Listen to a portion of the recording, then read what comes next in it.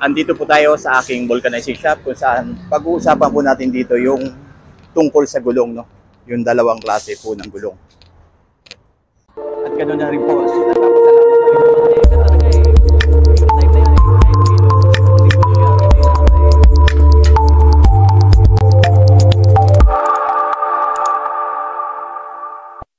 magandang araw po sa ating lahat. Bali, ang tatalakayin po natin ngayon ay tungkol sa dalawang klase ng gulong, no? Yung tinatawag na tubeless or tube type. Sa Tagalog po, yung may interior at saka walang interior, no?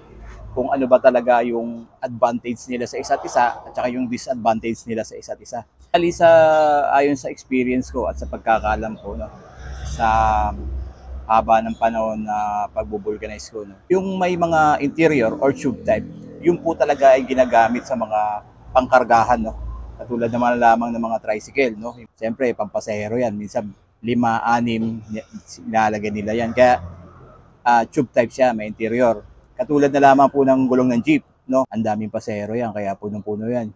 Gulong ng jeep, mga elf, mga ginagamit sa mga hardware, panghakot ng mga construction material, no? Karamihan dyan, mga interior.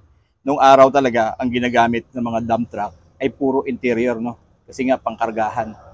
Pero ang disadvantage ng tube type sa tubeless, pag kinumpara mo, yung tube type po, pag napako po kayo sa daan, mapamotor, mapa-jeep, mapa-truck, on the spot po, magpapalit kayo ng spare tire o yung sa motor, magpapavulcanize kayo. Minsan, pag malayo yung mga vulcanizing shop, nakikita nyo, hinihila-hila nyo sa daan yung mga motor. So, yun ang medyo disadvantage, no? Pag sa dump truck naman, pagka per deliver o per biyahe, medyo maabala. Minsan inaabot ng kalahating araw, minsan maghapon, minsan yung gulong sa service and pub galing sa garahe papunta sa malayo, no? Kaya naaabala pag interior. Hindi katulad po ng tubeless na kahit matusok ka ng pako, 1, 2, 3, wag mo lang bubunutin, makakauwi ka sa inyo o makakarating ka sa pupuntahan nyo, no? Ang problema lang sa tubeless, hindi siya pang karga. Ibig sabihin, kung makikita nyo sa mga 4 wheels, kotse, SUV, kahit sa mga scooter o Aerox, NMAX, motorcycle, yun ang karamihang gamit, tubeless, para pag napako, hindi siya basta-basta dadapa. So kung nung araw, ang dump truck gumagamit po ng mga tube type na gulong, kasi nga, pangkarga, sa ngayon po, marami na pong gumagamit ngayon ng tubeless na gulong ng dump truck. Yung mga panghakot ng buhangin, graba. Bakit kamo? Kasi pagka napako yung gulong ng dump truck mo sa daan, naka-interior ka or tube type, maabala. Hindi katulad ng tubeless na pag napako, kahit na 1 pako, 2 pako, 3 pako, makakarating ka sa pupuntahan mo, sa biyahe mo, no? May di-deliver mo yung mga cargo mo sa mga galing sa mga construction, katulad ng semento, buhangin, graba. Yun ang advantage ng tubeless. Kumbaga, yung may-ari ng dump truck, yung driver, ay dire-diretso ang operation niya maghapon. Ngayon, pag lumambot at may time siya, kinabukasan, sa kanya ipapagawa. Wala siyang abala, no? Pero kung katulad nga sinabi ko, kung may interior, on the spot, maabala siya. Magpapalit ka agad siya ng spare. Kaya yun na ayaw ng mga may-ari ng mga dump truck, yung mga negosyante. Yung naaabala yung dump truck nila, pati yung driver nila sa daan, at yung naaapektuhan yung delivery, no? Yung kontrata nila. Karamihan ngayon, gumagamit na ng tubeless. Pero pag pinansin mo, pag pinagkumpara mo yung tubeless tsaka tube type sa mga dump truck, no? Makikita mo yung tube type talaga, tayong-tayo yung gulong niya. Talagang akala mo wala kang karga. Pero yung pag sinilip mo yung tubeless, parang ano siya, yung buntis, no? Yung hindi siya total ang bilog. Kaya ang disadvantage naman doon, medyo mabigat manakbo, mabigat umarangkada, kaya medyo makonsumo rin sa mga gasolina or diesel. Hindi katulad ng may mga dump truck na naka-nylon yung gulong, medyo matatag, medyo mabilis manakbo kasi nga matigas yung gulong nila, totaling bilog. Pag umarangkada ka, hindi siya mabigat. So yun ang nakikita kong advantage, hindi siya makonsumo sa gas at sa diesel. Yun po ang aking obserbasyon ayon po sa aking karanasan sa loob ng mahabang pagbubulkanize. Pero kung sa inyo, meron po kayong mga comment or sariling mga experience o observation, pwede nyo pong i-comment sa baba at para din sa karagdagang kaalaman ng ating mga manonood. So ito po, no, magmula po sa maliliit ng gulong hanggang sa mga gulong ng heavy equipment, meron po dalawang klase ng gulong, no. Yung tinatawag na tubeless or tube type, or sa Tagalog may interior o walang interior, no. Ito, tingnan natin itong maliit sa mga cart or sa mga service ng Shopee, Lazada na nakikita nyo, yung tatlong gulong, no. Ito maliit to, ito tubeless, no. Ayan, tubeless. Ito naman wala siya nakalagay kung tube type o tubeless, kaya automatically pag wala nakalagay na tubeless is tube type talaga siya, may inner tube siya, may interior. Yan, nylon. Tapos pagdating sa mga Mio, yan, parehas lang sila ng taas ng gulong, pero itong isa na to tube type. Yan.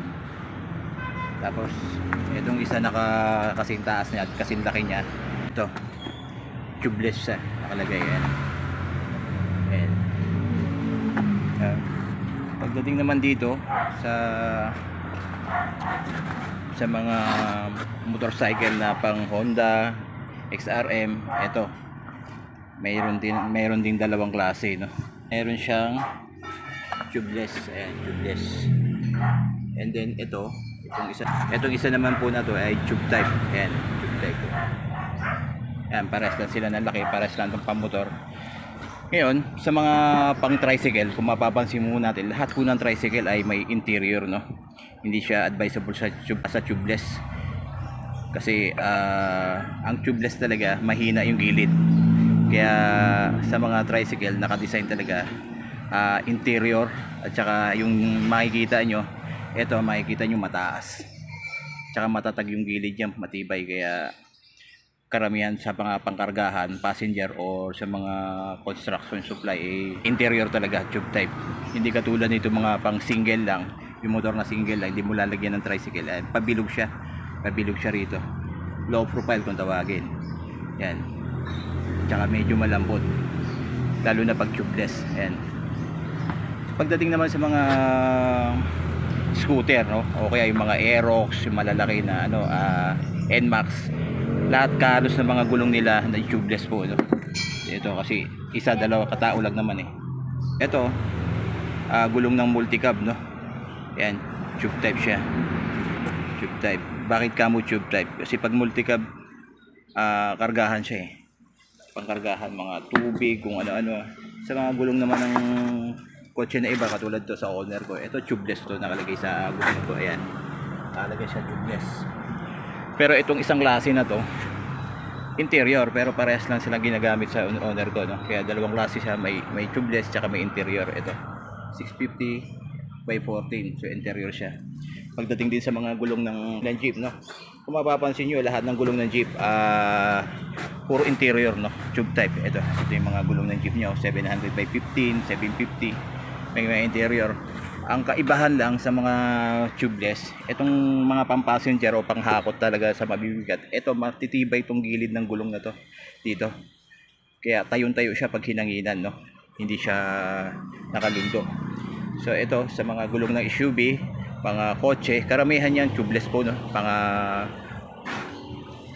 tao lang naman pinagkakasya dyan, may seating capacity, kaya tubeless okay na po. Hindi katulad ng Jeep, napakaraming pasahero.